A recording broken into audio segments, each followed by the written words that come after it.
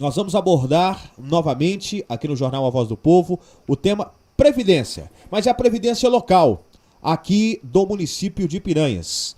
Nós debatemos muito aqui, trouxemos vereadores, trouxemos as votações na Câmara, toda a discussão ali, inclusive também a participação do Sindicato dos Servidores aqui do município, falando sobre esse projeto que já foi votado. Só que agora o projeto volta novamente para o Legislativo e aí, inclusive, não é um grande debate na sociedade, né? Essa informação não foi disseminada amplamente, mas esse projeto está lá para ser votado, aguardando os pareceres das comissões da Casa de Leis. Nós vamos entender por que esse projeto voltou e também a visão do Sindicato dos Servidores, que hoje está aqui representado pelo seu presidente, professor Kleber Santos. Seja bem-vindo. Puxar essa tela aqui para tirar da sua frente também o Dr. Jefferson, que é do departamento jurídico lá do sindicato, para a gente entender por que volta esse projeto para o Legislativo piranhense. Seja bem-vindo, presidente. Obrigado, J. Oliveira. Quero cumprimentá-lo. Boa tarde. Cumprimentar também a todos os ouvintes da nossa querida Satélite FM, aqueles que nos acompanham pelo rádio, aqueles que nos acompanham pelo canal da notícia e também pelo YouTube, e agradecer por nos ceder o espaço para trazer aqui qual é a nossa perspectiva, a nossa visão e o impacto que essa mudança traz na vida do servidor público municipal. É claro que ela não traz uma mudança em todas as categorias, mas há uma categoria, e por sinal aqui ganha menos, que será mais penalizada, haja visto que já venha sendo penalizado desde os anos anteriores aí, pela não reposição de database, e visto que são as categorias que ganham menos, né, na faixa aí de um salário mínimo até 2 salários, se eu não estiver enganado, 2,5, isso, né, que é o valor que não entra na faixa dos 14%. E deixo claro já desde antemão que o professor Kleber não está aqui, como sempre, não legislando por causa própria, porque o professor, o enfermeiro, não serão categorias atingidas, agente de saúde, mas os demais, sim, aqueles que ultrapassam aí o valor de R$3.000 por mês, já ganham nessa faixa aí, já cobra essa faixa de contribuição previdenciária de 14%.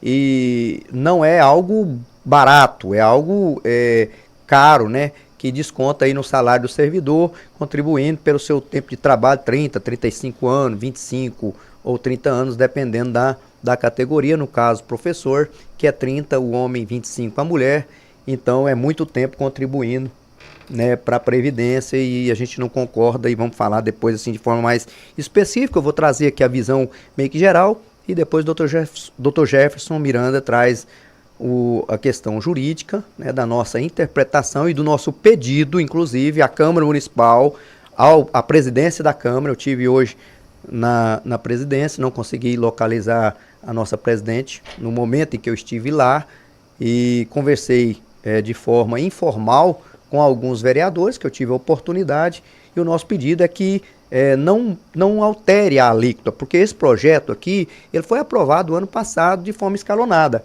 E nós entendemos que essa forma escalonada, ela em nada prejudica o Fundo de Previdência.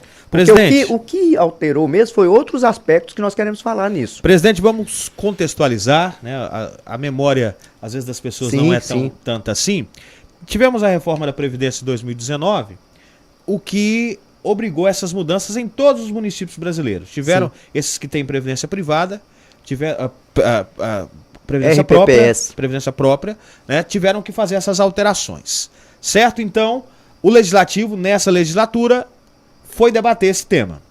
Chegou lá para 14% para todo mundo, o sindicato entrou em campo, conversou com vereadores, tivemos apresentação de emendas parlamentares, o projeto foi aprovado, escalonado. Quem assiste o jornal aqui, quem ouve, a gente falou muito desse tema aqui e escalonou-se. E agora a informação que a gente tem que vem lá do Executivo é que ficou incorreto, não pode.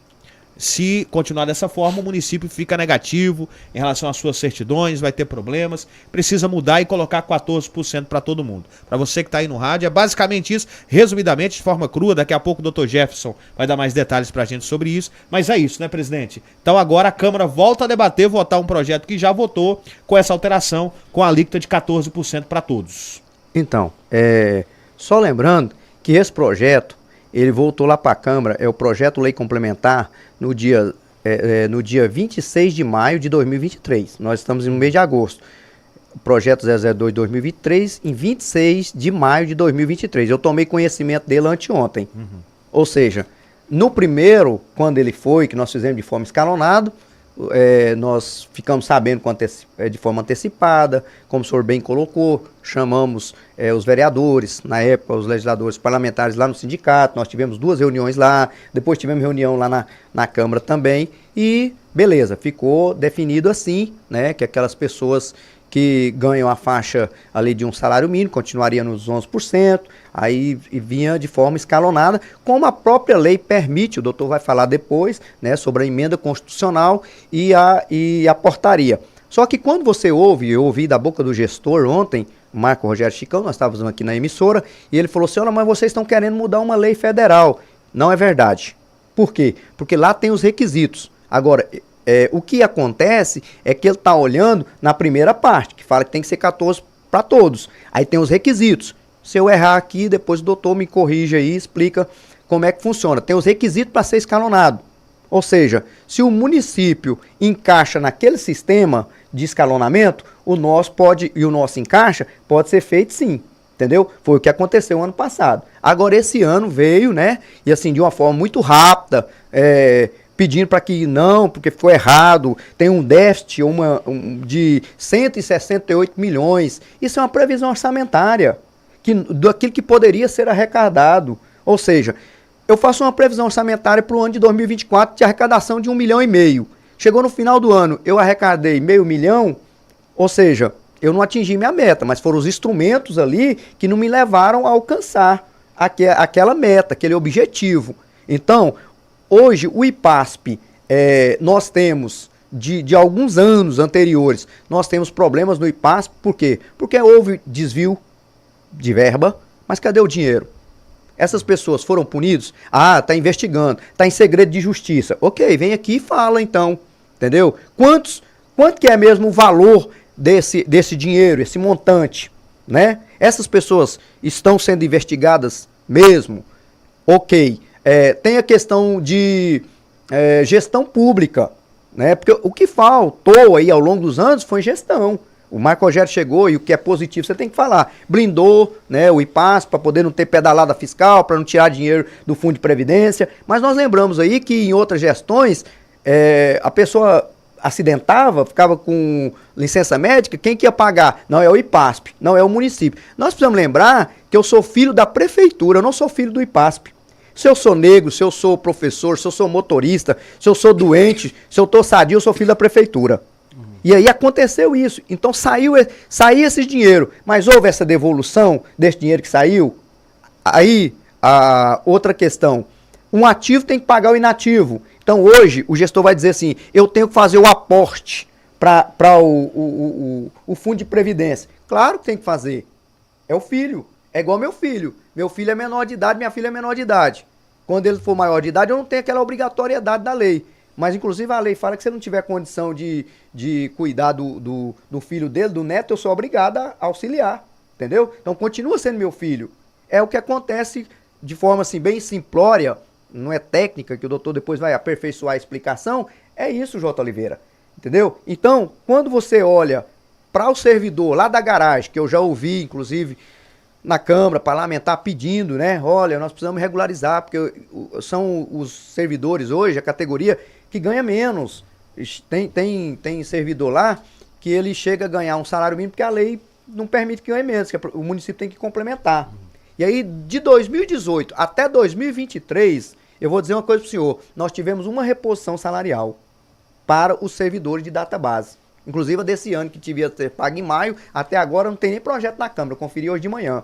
E já foi cobrado diversas vezes. Inclusive, acredito que eu posso até citar o nome dele, porque está no YouTube, Fernando Lizardo e o Nilson eu já vi, né, cobrar isso lá nas sessões. O senhor passa aqui as informações e até agora nada resolvido. E aí esse servidor lá da garagem é que vai pagar mais 3%. Ele paga 11%, aí ele vai pagar 14%. Ou seja, de 2018 a 2023, 6 anos, um ano só teve reposição. E aí eu não estou falando só do gestor atual, não. Estou falando de uma questão de gestão. E foi o ano passado que foi 12,47. Então, assim, eu entendo que é muito penoso e nós encaixamos no sistema como está. Então, esse projeto ele não precisa ser aprovado. Esse projeto ele nem deveria ter ido lá, né? Por quê? Porque se encaixa dentro. E agora, o que falta dinheiro, o que falta aporte que a prefeitura tem que complementar é concurso público, prefeito. Né? E aí o senhor, inclusive, está organizando para fazer um concurso público. E os outros também deveriam ter feito e não fizeram. Porque se você faz concurso público, aí você joga lá dentro. Por exemplo, nós vamos fazer o concurso público, para os próximos concursados, nós vamos pôr no projeto para que seja 14% para todo mundo. Aí a pessoa vai fazer o concurso, ele vai entrar lá e ele vai saber que o desconto previdenciário dele é 14%. Né? Mas desta forma, e outro detalhe, dessa forma não muda nada. E se aumentar os 3%, não resolve o problema também, J. Oliveira. Entendeu? Então, assim, é de novo penalizando quem não deveria ser penalizado. Quem não teve reposição do database, os motoristas aí da garagem, me escutem, por favor, vocês serão os penalizados. Que vai ter aumento de mais 3% a partir da aprovação do projeto 90 dias depois. Você vai pagar mais 3%. Que estão há 6 anos, teve apenas uma reposição salarial. Então, assim, não é o professor, não é o Kleber, ele não está aqui, né? Aliás, o sindicato luta pelas categorias. Então, o que nós estamos falando é isso. Agora, quando você for ouvir a versão, vai dizer assim, não, é uma lei federal, né? Uma versão da gestão, e que não tem como ser feito nada. Mas lá na própria lei, abaixo, ela fala que tem sim, tem os requisitos, que pode ser feito escalonado, como no regime geral. Então, só pro leigo que não acompanha o serviço público, presidente, então é assim, se aprova 14%, vamos fazer uma coisa simplória. Quem ganha R$2.000, todo mês que recebe o salário, desconta 280. Então seria basicamente isso, né? Para as pessoas entenderem. Então isso vai subir para esse valor. Hoje, alguns são 11, tem esse escalonamento. Agora não, será a régua igual para todos, inclusive para quem ganha um salário mínimo, vai ser essa mesma régua. Perfeito. Inclusive, eu já pago 14%. Então, para mim, não vai mudar. Para o outro também não vai mudar. Né, para o enfermeiro, essas pessoas que ganham aí a faixa, eu não lembro bem a cifra direitinho, não sei se o doutor lembra, mas acima de 3.000 e poucos reais por mês não vai mudar, porque o projeto foi feito ano passado e já foi aprovado de forma escalonada. Então não é dessa forma que a gente resolve. Como é que nós vamos resolver esse problema aí? Concurso público. Vou repetir, concurso público. Para quê? Para colocar as pessoas para poder pagar. Porque Presidente, hoje nós temos um número de efetivo muito reduzido e gente aposentando, J. Oliveira. Olha, se não tiver o concurso público, agora, o ano que vem, não tem nem como a escola funcionar. O senhor sabia disso? A educação não roda. E é importante a gente falar disso. Tem a ver com o assunto, o concurso público. Os projetos foram mandados para a Câmara, a gente sabe que eles foram retirados. O sindicato está sempre de olho nisso. Por que ainda não foi realizado? E é possível que a gente fazendo contas aqui, que não dá mais, né, nessa gestão atual para realizar, porque a gente teria que aprovar os projetos na Câmara, realizar o processo licitatório, a empresa preparar, lançar os editais, e talvez, eu não sei, o doutor Jefferson pode nos ajudar, concurso público não pode ser realizado no ano eleitoral, né? Então tinha que começar agora. É possível, eu não tenho essa informação exata, mas a gente já ouviu aí de vereadores falando sobre esse assunto. Por que isso não foi para frente? Qual a informação que o sindicato tem em relação ao concurso? Não, até fazendo uma correção, foi para frente sim. Uhum. Inclusive tive hoje acompanhando. Os projetos voltaram para a Câmara? Os projetos ainda não voltaram porque não foram feitas as correções e as observações que foram feitas. Tinham erros lá e crassos. Inclusive tive hoje falando com o doutor Diego Augusto, que está na audiência lá no programa. Aproveito para mandar um abraço pro doutor Diego, uma pessoa muito cortês, muito trabalhador, e que o IPASP está de parabéns de tê-lo lá como diretor daquela instituição. Faz um belo trabalho, parabenizo o gestor também por ter conseguido firmar e garantir o doutor Diego, porque o doutor Diego estava aí recebendo um monte de propostas para ir embora, né? E eu fui um dos que até falei, nunca pedi para ninguém, nem um parente meu, mas Marco, segura lá, não deixa o homem não, né? Porque o homem é muito trabalhador.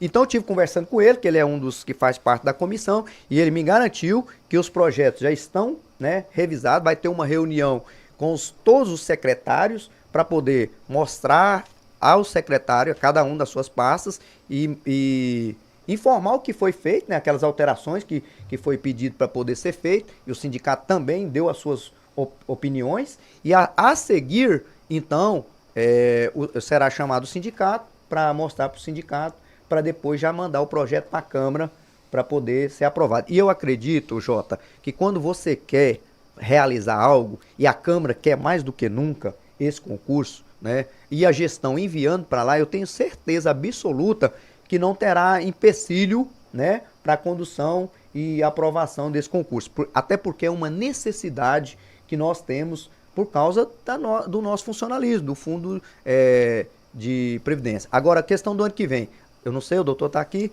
mas me falaram que o que precisa ficar é normatizado. A partir de maio que não pode, Sim. entendeu? Mas se tiver pronto, tiver tudo legalizado, ele pode realizar o concurso, por exemplo, em abril.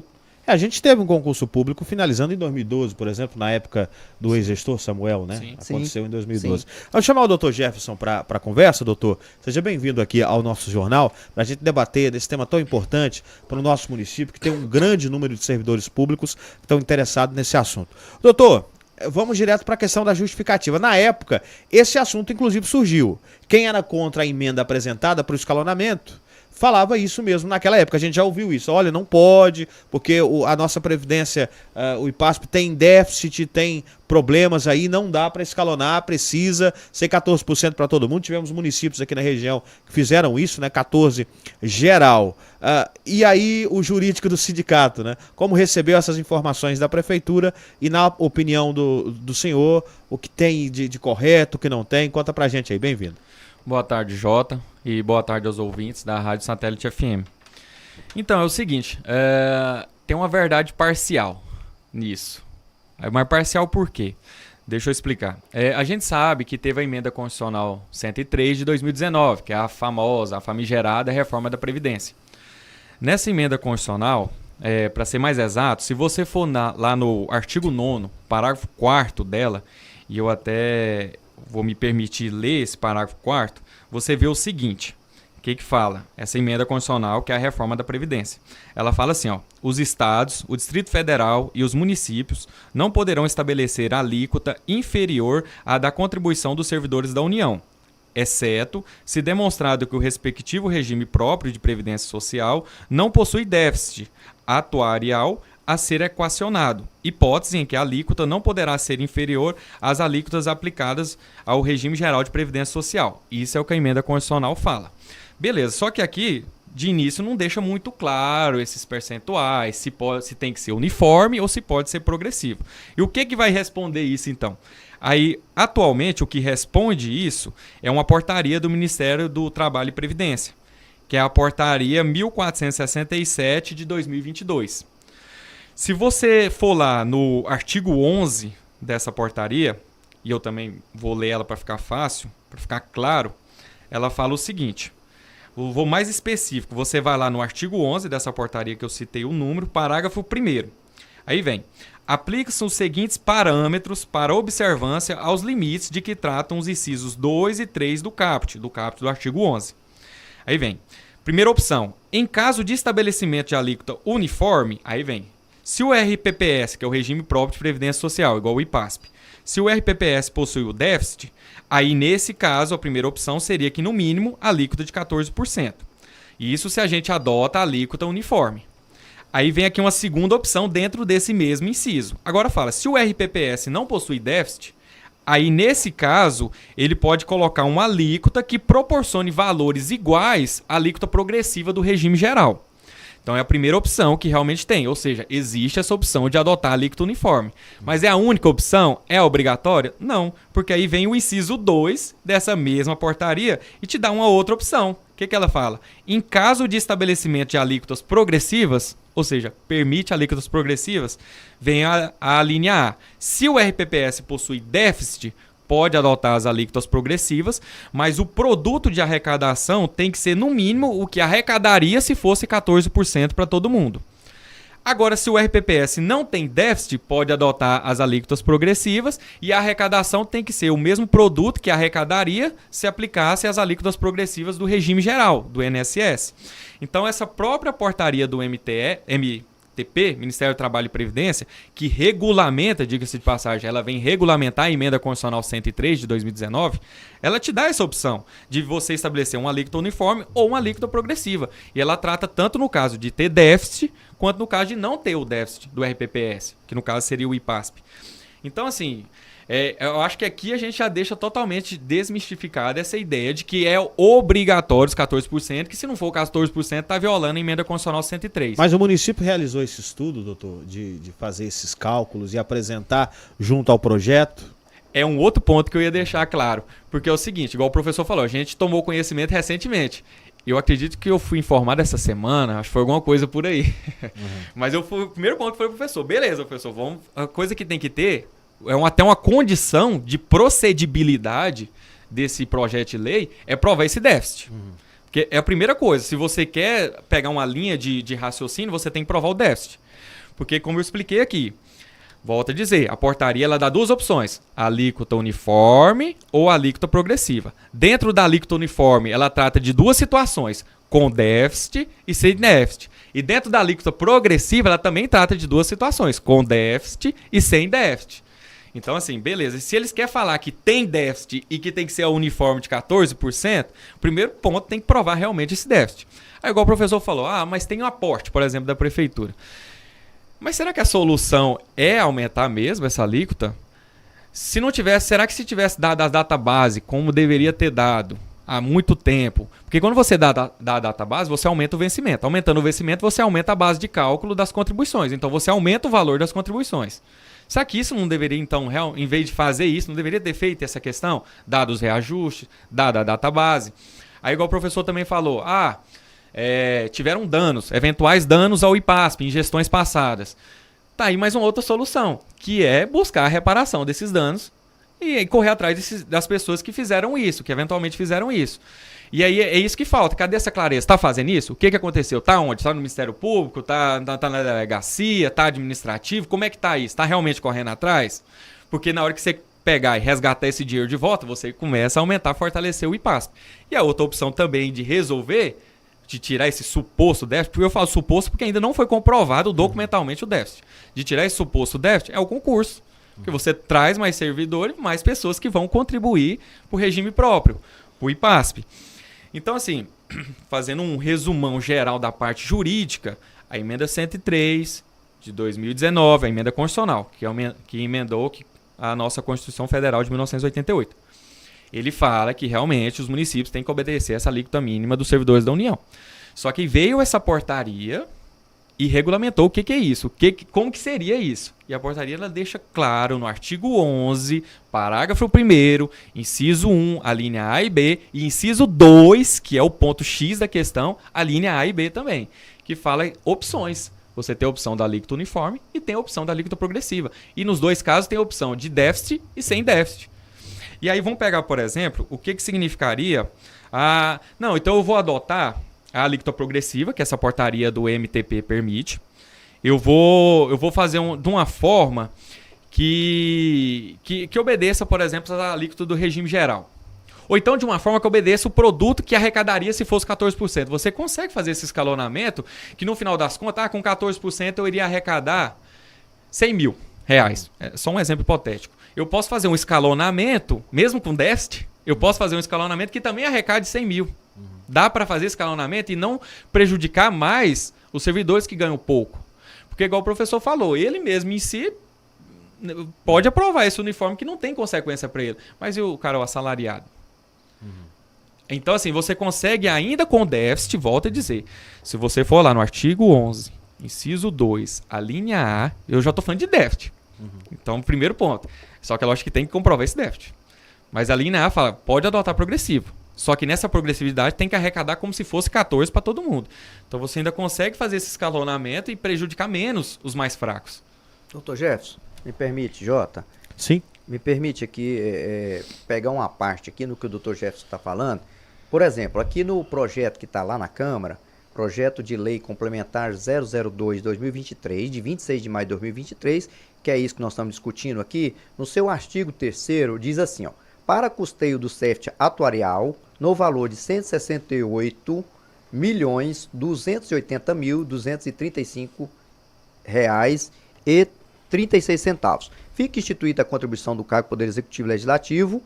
Lembrando também que isso aí vai atingir lá o pessoal da Câmara, viu? Você que é servidor aí na Câmara Municipal, aliás, vocês todos serão atingidos aí, eu acredito que só uma pessoa que não, porque entra dentro da questão do valor que recebem. Incluídas suas autarquias, fundações, denominado custo adicional mensal de insuficiência financeira patronal. Conforme tabela abaixo, discriminada para o período de 32 anos, ou seja, 2023, 2025. Aí eu volto naquilo que o doutor acabou de falar, tem a tabela aqui. O valor está aqui, mas e aí? Esse valor tem alguma comprovação, tem algum documento comprobatório para levado, até onde eu sei não tem, levado para os parlamentares para que eles possam estudar e analisar e falar, não, realmente, eu estou olhando aqui, e o período é 2023 a 2055. Se não aumentar a alíquota, vai ter esse déficit nesse período aqui de 32 anos. É isso que está falando o projeto, certo?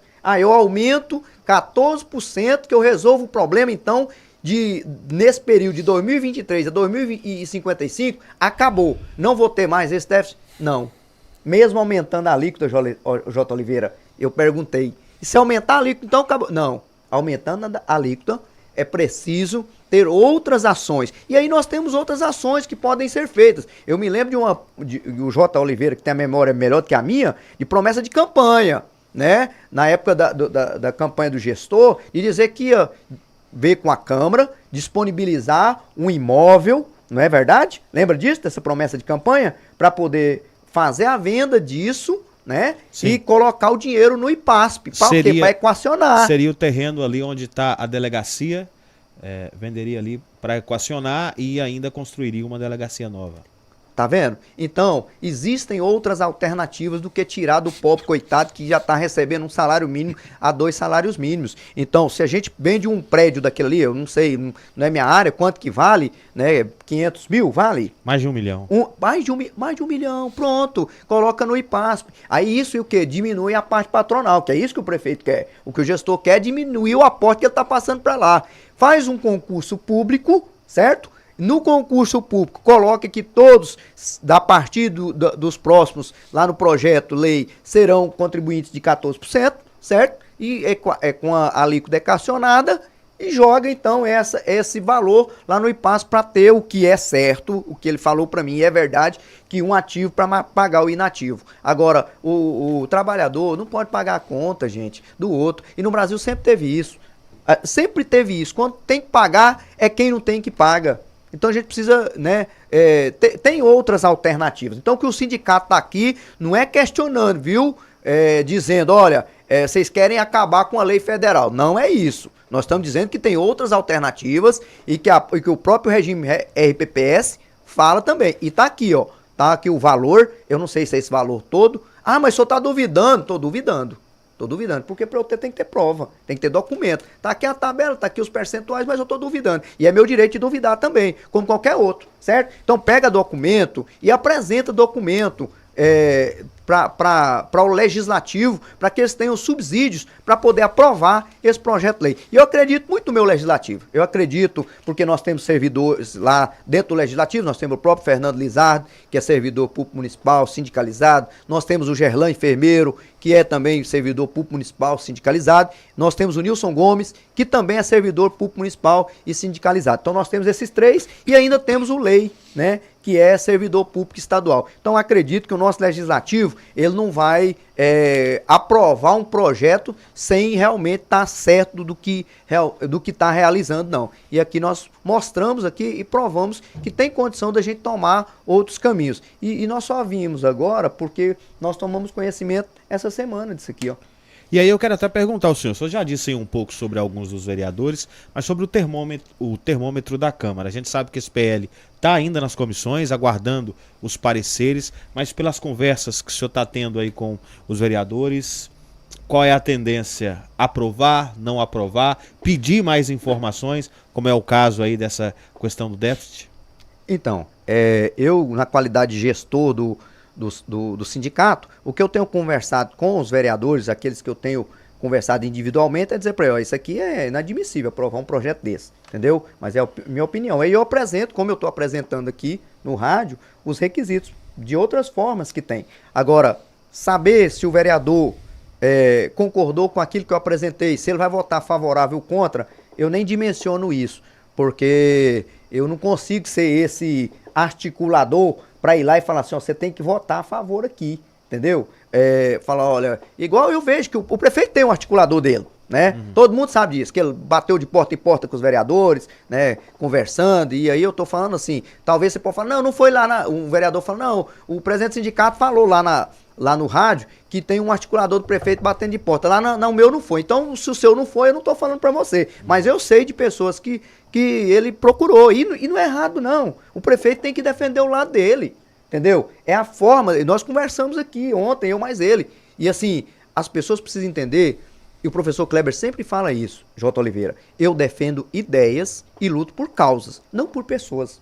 Eu não tenho que ficar com raiva do parlamentar e eu não tenho que ficar de mal do gestor por conta disso. É uma disputa, né, de entendimento, de concepção jurídica, né, administrativa. E o prefeito é ele, né, os parlamentares foi o povo que elegeu e está lá, são nossos representantes. Agora, isso também não me inibe de não concordar, né, de não ir lá e falar. Até às vezes, assim, uma vez eu ouvi alguém lá na tribuna. E é ruim quando você fala alguém, porque depois fala assim, por que você não falou qual vereador? Mas eu não posso falar. Mas teve um vereador que falou, por que não fala com a gente, né? Às vezes você procura o vereador, não encontra ele. Mas vai falar lá na sua rede social, professor Kleber, porque é lá que eu tenho espaço, porque lá na Câmara eu não tenho direito de fala, né? Então, assim, eu sou sempre do diálogo. Eu procurei todos os vereadores? Não foram todos, não consegui. Como eu disse, hoje eu fui lá na Câmara, queria falar com a presidente, não consegui falar, mas já conversei com alguns. E com quem eu conversei sobre o projeto, eu posso falar o nome, entendeu? Que eu conversei com o Silas, né, vereador Silas, conversei com o vereador Nilson Gomes, né? Agora, à tarde, tem mais dois aí para eu conversar, que eu não vou falar o nome aqui agora, né? Mas assim, não era tentativa de coagir ninguém, não. É de mostrar o outro lado. Até porque nós temos lá servidores e sabemos que tem outras formas de se resolver, né? Porque depois também que passar, alguém poderia falar, por que você não apresentou essa perspectiva? Por que o sindicato não mostrou esse caminho? E o sindicato não foi chamado. Porque eu penso assim, ó, se tem um sindicato, tem um projeto desse, J. Oliveira, a primeira coisa é levar, deu publicidade na Câmara, chama o sindicato, né? O chefe do Poder Executivo, fala para a assessoria jurídica, entra em contato com o sindicato, fala para o sindicato dar uma analisada aí, o que acha. Por quê? Porque é polêmico. É polêmico por quê? Porque tem interesse de um lado e de outro. Presidente, até o Dr. Jefferson pode ajudar a gente. O senhor citou aí, tem um articulador do prefeito batendo de porta em porta, e a justificativa da urgência que chegou aqui até mim, por exemplo, é que o município está alegando que a administração, que se não for aprovado esse projeto da forma que está, se não tiver uma aprovação, o município vai ficar irregular em relação às suas certidões, no caso a certidão previdenciária, né, do nosso regime próprio de previdência aqui do município. Chegou ao senhor também essa informação o senhor vê como verídica? Qual a posição do sindicato quanto a essa justificativa que vem sendo apresentada, inclusive, para os parlamentares? Eu vou responder de forma retórica, né? E depois da parte técnica, se o doutor entender Sim. que é necessário, ele fala. Eu vejo isso aí e vou responder igual Jesus. Quando alguém fazia uma pergunta, ele respondia com pergunta, né? E a maêutica que depois foi atribuída a Sócrates. Então, eu vejo dessa forma. Primeiro, pressão, vou usar a palavra, pressão, né? Outra coisa, não vai resolver o problema, então vai continuar negativo. Então, todo jeito vai perder a carteira, né? Porque o município não vai poder... Na verdade, isso é um engodo, né? É uma persuasão, né? E... quando há uma disputa de qualquer coisa, de argumentos, na oratória, no discurso, cada um leva o seu, para tentar convencer para o seu lado. Então, na minha opinião, professor Kleber Santos de Souza, essa questão de falar, vai ficar negativo, é uma pressão para poder tentar passar e de forma rápida. Não dá tempo de pensar. Não, um projeto desse aqui você não pode votar assim não. Até porque eu não lembro agora no regimento interno da Câmara, mas tem um prazo lá. 90 dias, eu não lembro. Alguém? 90 dias. 90 dias. Então nós estamos em maio, junho, julho não teve. Julho não conta. Então maio, né, mandou pra lá, deixa eu ver aqui direitinho, 26 de maio. Junho, 30 dias. Aí julho não conta. Agosto, 60 dias. Nós temos mais 3 meses ainda para poder analisar esse projeto. Mas tem que ser rápido. Não, tem que ser rápido não. Tem projeto que tem que ser rápido, né? Por exemplo, projeto de concurso público, que inclusive já fez as suas alterações, as suas emendas, aí eu penso que pode ser rápido. Agora, um projeto desse aqui, o parlamentar tem 90 dias E aí, eu vejo assim, no meio público, por exemplo, quando chega alguma coisa que penaliza o município, o TCM, por exemplo, o TCM ele funciona às vezes para o município de uma forma, não, isso o TCM não autoriza. Mas aí quando é algo que beneficia, eu já posso ter outro comportamento, entendeu? Então, assim, eu vejo muito mais, repito, como uma forma persuasiva de chegar, eu digo, eu não acho errado, volto de novo, o prefeito ter um articulador para ir lá no Legislativo, conversar com o Legislativo, apresentar para o Legislativo, inclusive falar, ó, a gente precisa de pressa aí, porque né, tem que aprovar esse projeto aqui, porque senão o mundo vai acabar. Mas é sempre assim, né? Olha, o que é isso? Se não for, a Previdência quebra, isso acontece, a reforma da Previdência vai melhorar o Brasil. Olha aí se melhorou. Nós temos prova disso, gente. Pelo contrário, fez foi piorar, né? Mas assim, no Brasil funciona dessa maneira. De quem tem é que eu tiro. Né? Cadê que tem imposto sobre grandes fortunas no Brasil? O sujeito compra avião e lancha não paga IPVA. E você que tem o seu carrinho aí para andar, sua moto, olha o preço que você paga de IPVA. Aí o doutor fala aí da forma técnica aí que ele achar importante. Então, Jota, é o seguinte, sobre o que você me perguntou. Se alguém chegar para mim e afirmar, fala, olha, para o IPASP emitir essa certidão de regularidade e tal, é obrigatório, é uma exigência fixar um alíquota uniforme de 14%. Errado. Falso. Essa afirmação dessa forma é falsa. Porque volta a dizer, beleza, você pode dar uma lida, isso eu falo até para os juristas que estiverem acompanhando e tudo, você pode dar uma olhada, e também quem não seja, porque é igual o professor fala também, tem questões que é até questão de português. Basta você ler e interpretar. Você pode dar uma olhada, primeiro, você vai lá no artigo 9º, parágrafo 4º da Emenda Constitucional 103 de 2019. Ótimo. Só que para complementar ela, você vai lá na portaria do Ministério do Trabalho e Previdência, a portaria 1467 de 2022. E aí o artigo 11, parágrafo 1º, inciso 2, a linha A, mesmo com déficit. Então, volto a dizer, ainda que tenha déficit mesmo, ainda que seja provado o déficit, ele permite uma alíquota progressiva.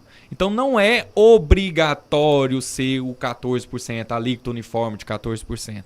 Isso é falso, para emitir essa certidão de regularidade. Tem que solucionar, então, a questão do déficit, doutor. Seria isso.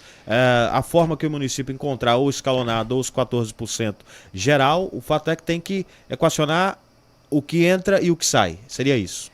Aí voltando assim, vamos falar que tem déficit. Vamos voltar nessa ideia. Sim. Provou, tá lá, provadinho, bonitinho, que tem o déficit mesmo. Duas opções, essa portaria do Ministério do Trabalho e Previdência. Duas opções. Volto a repetir, não só uma. Alíquota uniforme de 14% ou alíquota progressiva que garanta um produto de arrecadação como se fosse uma alíquota de 14%. Doutor, acho que ficou fácil de compreender como que funcionaria. E ainda, dentro disso aí que o senhor está falando, também, não, vamos deixar escalonado como está. Vamos vender o imóvel que nós prometemos lá na campanha, né? E vamos pôr lá 1,5 milhão. Vai resolver? Não é isso que nós vamos arrecadar? Se nós aumentarmos aqui pro pobre do trabalhador, que nós não estamos dando nem a reposição que é obrigação nossa para ele, então vamos fazer o seguinte, vamos vender o imóvel 1,5 milhão. Vamos fazer o concurso, porque o concurso nós vamos arrecadar tudo. Nós jogamos, aí nós vamos jogar lá. Vamos dar a database. Vamos pagar a database, que aí nós vamos cumprir isso aqui. Entendeu? Então tá contradizente do que é a proposta em si. Porque tirou o déficit, aí essa portaria do Ministério do Trabalho e Previdência já dá uma liberdade ainda maior ainda. Porque ela fala que aí você já vai obedecer os parâmetros, a alíquota progressiva do regime geral. E a alíquota progressiva do regime geral, só pra gente ter uma ideia, até um salário mínimo pra pessoa que trabalha de carteira assinada. Até um salário mínimo é 7,5%, de R$ 1.302,01 até R$ 2.571,29 é 9%, de R$ 2.571,30 até R$ 3.856,9 é 12%, de R$ 3.856,9 até R$ 7.507,49 é 14%. Então, assim, se acaba com esse déficit com esses mecanismos, concurso, vender imóvel, pagar database, se resolve esse déficit, a liberdade ainda para estabelecer essas alíquotas ainda é maior ainda, porque a gente não precisa nem observar servidor da União, não. A gente já vai observar já as alíquotas do RGPS, que são essas que eu acabei de falar. Lembrando que o regime próprio é de 11 a 14, né? Ele não pega nessa faixa aí dos 7,5 e dos 9. Eu falei assim, porque assim, nesse caso você precisa observar só esse parâmetro. Sim. Não que eu falei que você tem que seguir essas alíquotas. Entendi. Você observa esse parâmetro do RGPS. Não, entendi. Presidente, acredito que a gente conseguiu repassar aqui muitas informações. Agora é ficar de olho na Câmara, né? A gente até conversei com 2 vereadores hoje. é preciso passar pelas comissões. Um deles disse que dessa forma não vai assinar. Vou revelar aqui que foi uma conversa em off. Outro disse que está analisando, então temos que aguardar ali o nosso legislativo nos seus trâmites. Como o senhor disse, são 90 dias. Depois disso, de acordo com o rito ali, a presidência pode subir o projeto sem pareceres, né? O limite são 90 dias, mas enquanto isso está correndo ainda dá para ter esse debate. Gostaria de agradecer muito o senhor aqui. Nós temos centenas de servidores públicos aqui em Piranhas que certamente estão nos acompanhando agora, se não agora, depois no programa gravado, né, para ter essas informações. O senhor fica à vontade aí para acrescentar algo a mais. Primeiro eu quero falar com você, servidor público municipal, que ganha nessa faixa de 3.500 abaixo, que é você que vai ser prejudicado.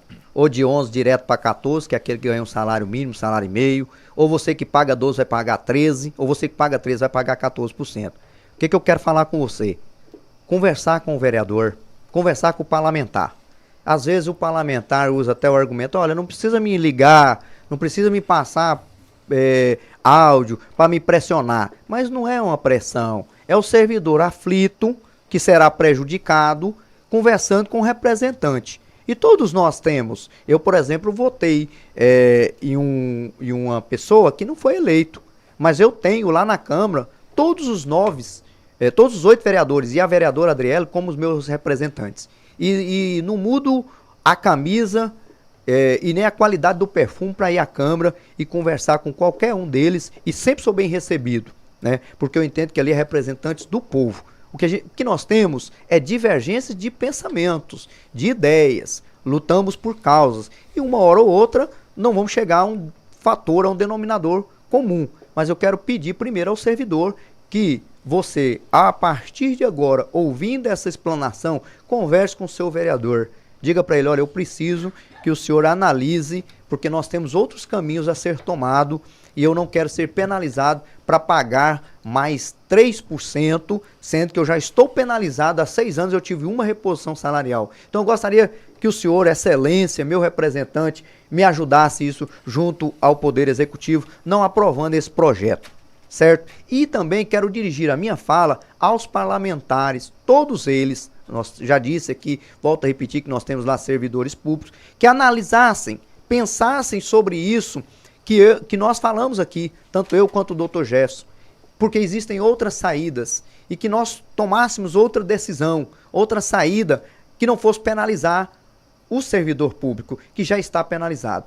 E outra pessoa que eu quero, e outra categoria, e é pessoa, né, o gestor público, prefeito Marco Rogério, gostaria que você também se atentasse a isso, né, para que, diante de tudo aquilo que nós falamos aqui, procurasse outra saída, que não fosse essa reposição de forma uniforme. Você que é um cara sempre flexível, um cara que sempre ouve, então está o momento agora de você ouvir o pedido das categorias que serão atingidas, o pedido do sindicato. É em nome do sindicato que eu estou aqui, em nome do Sindicemp, pedindo ao senhor, não faz isso não aprova esse projeto não.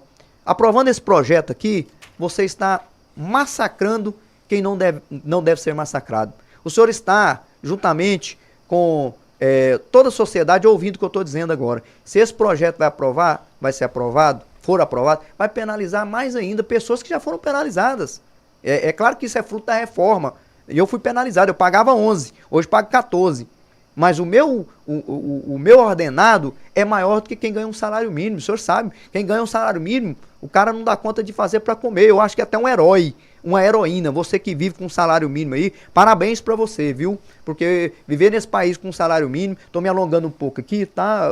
Para tentar ver se eu consigo sensibilizar. E o meu fator é esse. E não quero palmas para mim. As palmas serão para vocês. E eu virei aqui nesse microfone parabenizar a Câmara, virei aqui parabenizar cada vereador que votar, cada parlamentar que votar. E não é pelo meu discurso aqui não, é por vocês. Eu virei aqui parabenizar e dizer, vocês têm o meu respeito, têm o meu apreço, porque vocês foram sensíveis ao trabalhador que ganha pouco e não tem tido nem as reposições salariais devidas. E também virei ao senhor, aliás, até espero, Marco Rogério, que o senhor passe um telefonema para o presidente da Câmara e diga para ele, olha, anula esse projeto aí, eu vou continuar do jeito que estamos e vamos correr atrás para o concurso, vamos correr atrás para vender um imóvel e colocar, injetar lá no fundo de previdência. E aí o senhor terá o meu apreço, meu respeito, vou aplaudir o senhor e venho aqui falar disso aqui porque o senhor sabe disso, o Jota sabe também que eu quando precisa aplaudir, eu aplaudo.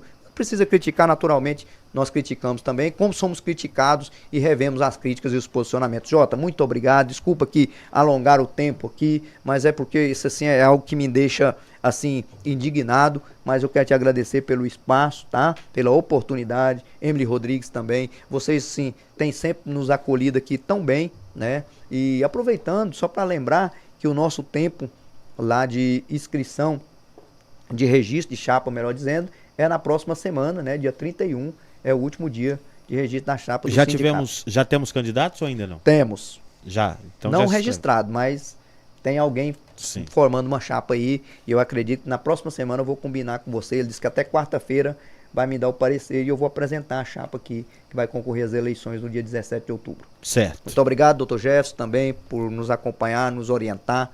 Agradecendo aí também a audiência, todos os servidores, agradecendo também aí a Câmara Municipal que sempre esteve atenta, inclusive nós recebemos esse projeto, viu Jota, pela Câmara Municipal, quero agradecer também todos os vereadores e o prefeito também, espero que o senhor seja sensível à nossa fala.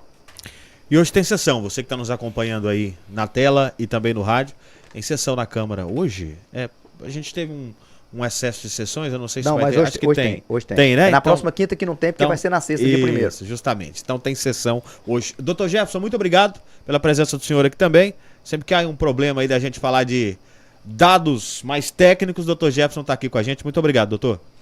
Então, Jota, eu que agradeço a oportunidade, porque esse aqui é um momento, é um espaço que nós do Sindicentro, temos para prestar esses esclarecimentos para a comunidade e, nesse caso específico, para os servidores, né? Para eles entenderem o que está acontecendo, a complexidade da questão e também, assim, não só apontar problema, porque apontar problema é fácil. A gente também, além de apontar problema, a gente apontou soluções para esses problemas, alternativas para esses problemas. Então, acredito que a gente está cumprindo com a nossa função na qualidade de sindicato, na qualidade de defensores dos direitos dos servidores públicos do município de Piranhas. Então, agradeço, Jota, pela oportunidade.